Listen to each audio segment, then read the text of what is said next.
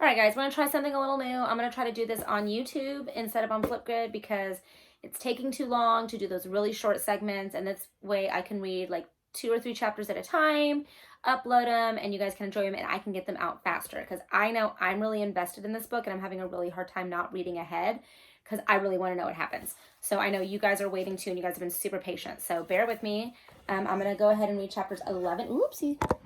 I'm going to start with 11 and 12, okay? On chapter 11. On Saturday morning, I walked into the kitchen, itching to bake something. I opened the fridge and spotted Mom's container of raspberries. She liked to put them with granola on her yogurt for breakfast. The container was still almost full, so I took it out, thinking of raspberry crumb bar recipe in Ruby Willow's cookbook. I was pretty sure we had the rest of the ingredients I'd need. I ran to get the cookbook from my room. Mom was in the kitchen, refilling her coffee mug when I got back. She watched as I found the recipe and started pulling flour, sugar, and butter from the cabinet and fridge. Can I use the oven? I asked, since that was the rule. And can I use the rest of your raspberries? Yes and yes, Mom said. Would you like some help? That's okay, I said as I grabbed the rest of the ingredients and organized them in the order I needed to use them. I was old enough to bake by myself, just like I was old enough to write to Marcus. Not that Mom understood that. Are you sure? I'd like to help. I silently put on my apron. Come on, it'll be fun. I'll be your, what's it called, side chef? Sous chef, I corrected as I turned the oven to preheat. But I don't need your help. I got out our mixer and some utensils. Okay, Mom said, sounding a little disappointed. She sat at the kitchen table with her coffee. If Trevor and I were still friends, he could help me bake. He'd probably ask me to sneak some chocolate into the recipe. Actually, white chocolate would taste pretty good with the raspberries. Maybe I should make a white chocolate drizzle to go on top. No, what's the point? Trevor's going to eat them. My heart sank a few inches. I started on the raspberry preserves, rinsing off the berries and dropping them into a small pot on the stove with some water. Once it was simmering, I partially covered the pot and got to work on the crumble. I cracked an egg into the mixing bowl and then measured 2.5 cups of flour. Are you still mad at Trevor? Mom suddenly asked, as if she could tell I was thinking about him. You haven't been hanging out with him. I groaned. Have you talked to him about it? No. You should. I stared at the mixing bowl as the ingredients transferred into the crumbly mixture. I know he misses you, Mom said. Did he miss me?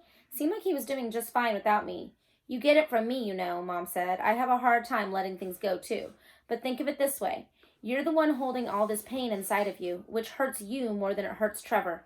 If you can forgive him, it might help you let go of the pain, and you'll get your friend back. It's a win-win. Then Mom added, that doesn't mean you have to forget what he did. There's a difference. Why was she lecturing me? Can you please butt out of it? I said. I really don't need your advice. Okay, Mom said quietly. She stood up from the table and grabbed her coffee. I'll leave you to it. As she left, I thought of Marcus. It didn't seem like Mom had forgiven him for what he did, for not being there when I was born. That was why she didn't want me to talk to him. But then again, what he'd done was way worse than what Trevor did to me. Maybe I'd talk to him. All of a sudden, I smelled something funny. The preserves! I ran to the stove and pulled the lid off the pot. The raspberries inside were all burned. Either I hadn't put in enough water or I had left the heat on too high. Great. I turned the stove off and put the pot of burnt raspberries into the sink. There were no more raspberries left, and I didn't feel like asking Mom to get more. I took the bowl off the mixer and dumped the insides into the trash. Then I took off my apron and threw it on the floor. Later that week, Grandma gave me a letter from Marcus. As my parents were leaving for work, she slipped the envelope to me. I went straight to the room and read it. To my little tomato, I got your last 2 letters. Actually, I started responding to the first one when the next one arrived. I remember your grandmother well. She was always nice to me back when your mom and I were dating. Her house was always like a second home to me. Does she still drink a lot of tea? She used to always love her tea. As to your question about my crime, I promised you that I would answer all of your questions honestly. I can't give you much from in here, but I can give you my word. I will never lie to you. I hope you wouldn't ask about this because it opens up a can of worms. There's no easy way to put this. I didn't do it. I'm innocent. I have an alibi and there was even a witness, but I'm in here because my lawyer couldn't prove that I didn't do it. Even after we appealed my conviction. It's unfair, but nothing can be done. I'm sorry that I'm in here instead of out there with you. I'm sorry that you've had to deal with a father in prison. If I could go back and somehow fix it, I would. I wanted to end this letter on a happier note. You asked me what else I'd like to do. When I was your age, besides basketball, I played a lot of video games. I was also into drawing. I would draw the characters from my favorite games and cartoons. I used to think I was pretty good, but I stopped in high school when basketball started taking up all of my free time. You know what else? I liked to cook. Don't touch it. Let's do it right now. Not right now. Don't touch it. I used to help my mom all the time with her recipes, which were passed down to her from her mom. Even now, I get to cook some. My job here in prison is working in the kitchen. My favorite part is chopping the vegetables. I get in the zone and it's pretty relaxing. I never baked much, but it's great that you love baking. When you get on that show and win, I want a signed copy of your cookbook, okay? I hope one day I get to taste one of your recipes. As for my family, I do have one sibling, a brother who's 5 years older than me. He lives in Atlanta with his wife and 2 daughters, and my parents moved down there to be closer to them. Unfortunately, my relationship with them isn't the same now that I am in prison. I really hope that changes someday. Here's another song for your playlist. I like all kinds of music, but my favorite has to be R&B. It reminds me when I was growing up. Look up Water Runs Dry by Boyz II Men. That song brings back some good memories for me too. Please give your grandmother a big hug for me and tell her to give you one for me too. Love, Marcus. Chapter 12. I sat on the edge of my bed and clutched Marcus's letter between my fingers. He said he was innocent. Just thinking the words made me dizzy. He couldn't possibly be innocent if he'd been in prison my whole life.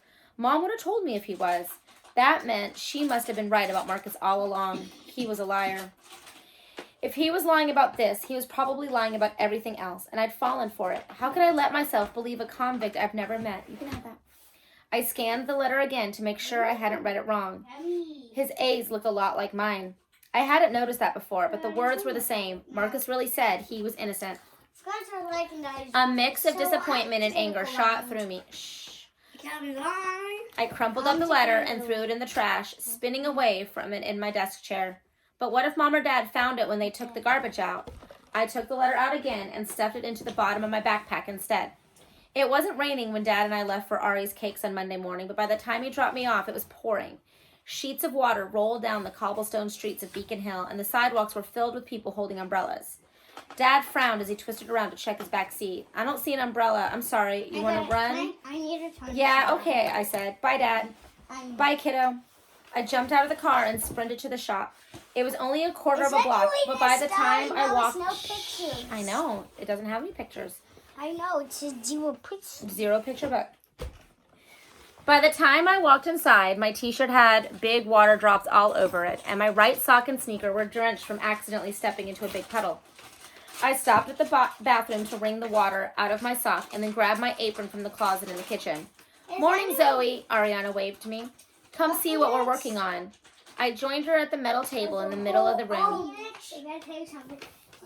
Boys, I'm reading. Shh. I'm whispering. Vincent, Rosa, Liz, and Corey were also standing around the table, staring at 6 cupcake pans that looked like they... Okay. Show you. The cupcakes were similar in color to gingerbread, and they had a similar spicy smell.